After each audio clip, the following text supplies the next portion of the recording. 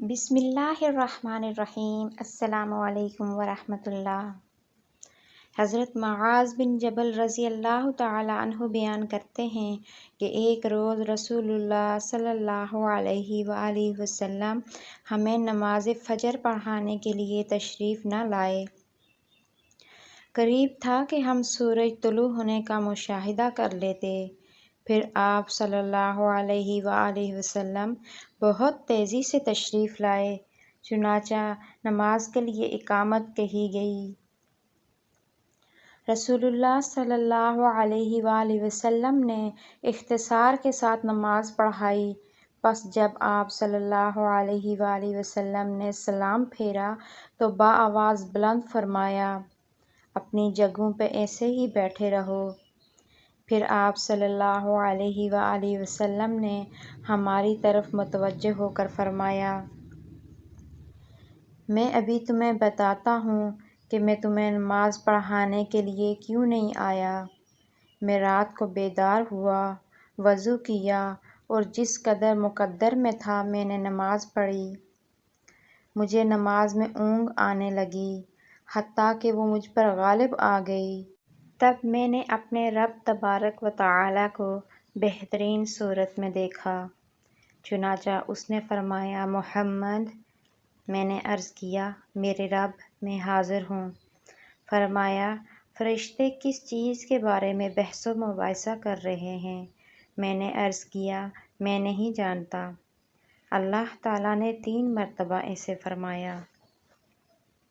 آپ صلی اللہ علیہ وآلہ وسلم نے فرمایا، میں نے اسے دیکھا کہ اس نے اپنے ہاتھ میرے کندھوں کے درمیان رکھا، حتیٰ کہ میں نے اس کی انگلیوں کے پوروں کی ٹھنڈک اپنے قلب و صدور میں محسوس کی، اور میرے سامنے ہر چیز واضح ہو گئی اور میں نے پہچان لی۔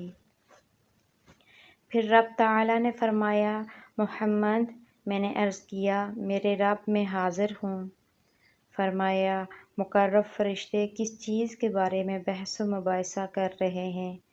میں نے عرض کیا، گناہ مٹا دینے والے اعمال کے بارے میں۔ فرمایا، وہ کیا ہیں؟ میں نے عرض کیا، باجماعت نماز پڑھنے کے لیے چل کر جانا، نماز کے بعد مساجد میں بیٹھے رہنا، ناگواری کے باوجود اچھی طرح وضو کرنا۔ فرمایا، پھر وہ کس چیز کے بارے میں بحث کر رہے ہیں؟ میں نے عرض کیا، درجات کے بارے میں۔ فرمایا، وہ کیا ہیں؟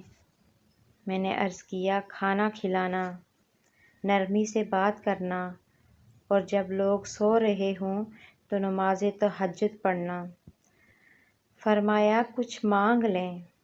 آپ صلی اللہ علیہ وآلہ وسلم نے فرمایا، میں نے عرض کیا، اے اللہ، تجھ سے نیک اعمال بجا لانے، برے کام چھوڑ دینے اور مساکین سے محبت کرنے کی توفیق مانگتا ہوں، اور یہ کہ تو مجھے بخش دے اور مجھ پر رحم فرما، اور جب تو کسی قوم کو فتنے سے دوچار کرنا چاہے تو مجھے اس میں مبتلا کیے بغیر فوت کر دینا۔ میں تجھ سے تیری محبت، تجھ سے محبت کرنے والوں کی محبت اور ایسے عمل کی محبت کا سوال کرتا ہوں جو مجھے تیری محبت کے قریب کر دے۔